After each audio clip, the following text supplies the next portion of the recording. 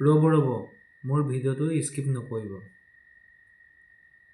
মই বহুত গুৰুত্বপূৰ্ণ কথা এটাৰ কাৰণে এই ভিডিঅ'টো বনাইছোঁ। এই ডিউটিৰ পৰা আহি পাইছোঁ, তো ভাবিছিলোঁ বহুত আগতে বনাম বুলি, কিন্তু সময়ৰ অসুবিধাৰ কাৰণে মই বনাব পৰা নাই, কিন্তু এতিয়া বনাইছোঁ। এই ৰাজীৱ শদিয়াৰ ডাঙৰীয়াৰ ওপৰত বনাইছোঁ। কোনোবাই চাব যদি কাৰোবাৰ ভাল লাগে। ৰাজীৱ শদিয়া ডাঙৰীয়াক ময়ো চিনি নাপাওঁ, বা আমি চিনি নাপাওঁ। কিয় জানে? আমি চিনি পাওঁ কাক? শুকুৰ আলীক। কেনেকৈ জানে? গৰু মাংস লৈ পুলিচলৈ গৈছিল যে, সেইকাৰণে। তাৰপিছত চাহৰ দোকান দি আছে। হয়তো তেওঁক কোনোদিন হয়তো নেদেখিবও পাৰোঁ জীৱনত। শুকুৰ আলীক মই নেদেখিবও পাৰোঁ। কথাটো কৈছোঁ, কাৰণ মোবাইলটো খুলিলে এইবিলাক ভিডিঅ'হে পাওঁ। গৰু মাংস লৈ পুলিচৰ জেলত ভাত খালে নেকি নাজানো। তাৰপিছত চাহৰ দোকান দিছে। শুকুৰ আলীক চিনি পাওঁ। দ্বিতীয়তে 2 নম্বৰ, আমাৰ কৰিশ্মাৰ নাথ। একো নাই, তাই ভাল নাম গায়, নামীয়া। কিন্তু তাইক কেনেকৈ চিনি পাওঁ? এক্টিংবিলাক। মানুহে নাম গাব পাৰে, আমি বামুণীয়া মানুহ। আমাতকৈ কোনোবাই হ'বলৈ ভগৱানৰ বিষয়ে বা ভক্তিৰ বিষয়ে কোনোবাই হেৰি কৰিব পাৰে নেকি? কোনেও নোৱাৰে। কিন্তু আমি বামুণীয়া মানুহ, আমি জানো। তাই কিন্তু সেই যে পে ক'লে বেয়া হ'ব, একো নাই, যিটো হয় সেইটোৱে কৈছোঁ। সেই পে যিটো এক্টিং কৰিলে এনেকৈ যে এইটো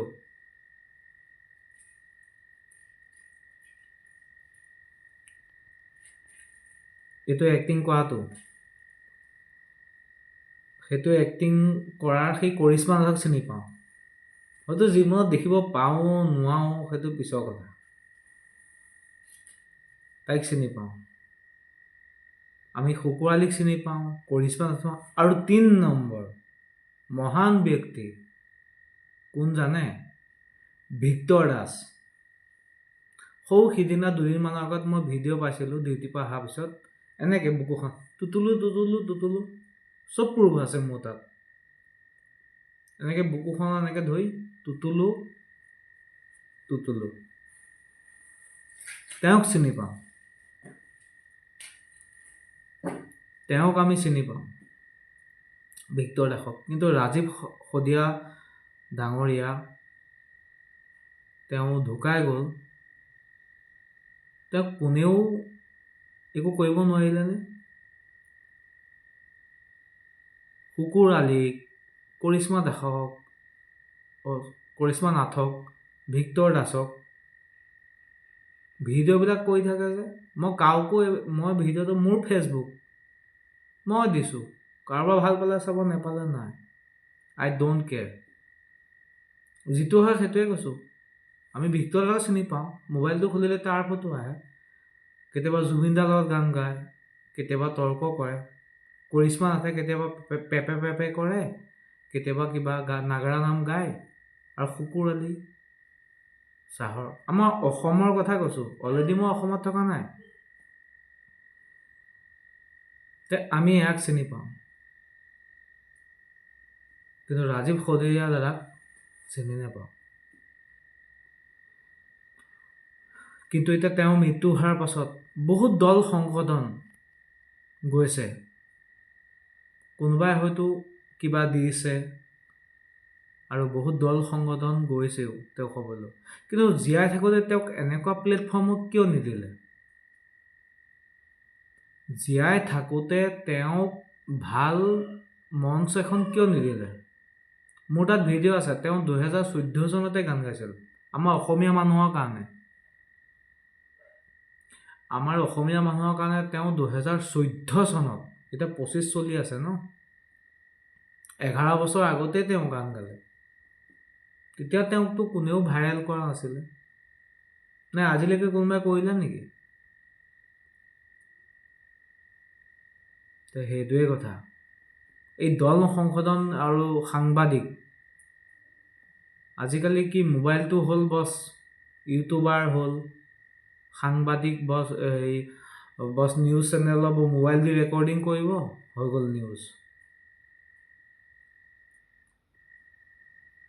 সেইটো ডাঙৰ কথা নহয়। মোৰ ভিডিঅ' মোৰ ফেচবুক, মই দিছোঁ, মোৰ মনত তেওঁৰ প্ৰতি কিবা এটা আছে, আৰু যিটো সত্য হয় নহয় আপোনালোকে এবাৰ বিচাৰ কৰি চাব। মই কোনো ভিউৱাৰ্ছৰ কাৰণে মোৰ কোনো এইবিলাক লেনদেন নাই। মোৰ ঘৰ নগাঁৱত, মই কাকতি লিখোঁ, মই বামুণীয়া মানুহ, মোৰ টকাও প্ৰয়োজন নাই, মই চেণ্ট্ৰেল চাকৰি কৰোঁ ডিফেন্সত। কিন্তু এই ভিডিঅ'টো মই এই সাংবাদিক আৰু যিবিলাকে ভাইৰেল কৰে, কৰিশ্মা নাথে পেপে কৰিলে, সেইটো ভাইৰেল কৰি দিলে। শুকুৰ আলি চাহ বেছি আছে, তাক ভাইৰেল কৰি দিলে।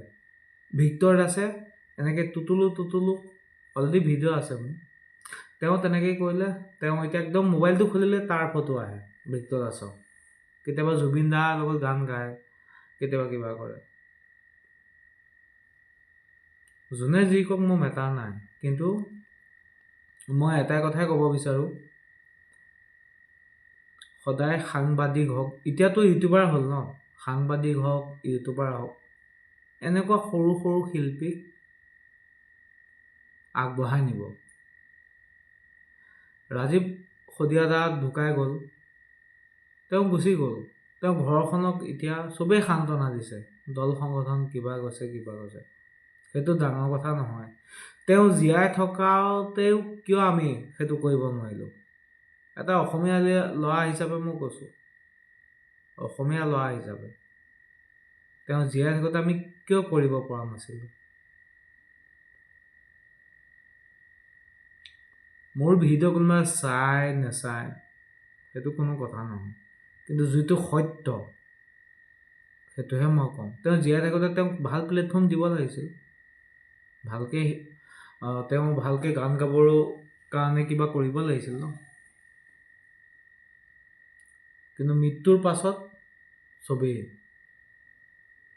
জাতি মিতি ভাত ভেটি গান গোৱা এটা মানুহজন ঢুকাই থাকিলে। আৰু 3টা ভিডিঅ' আছে, মই বনাম, বেছি দিন নাই। বাকী ভালকৈ থাকিব, এতিয়া ৰাখিছোঁ, মোৰ ডিউটি টাইম হ'ল, বাই।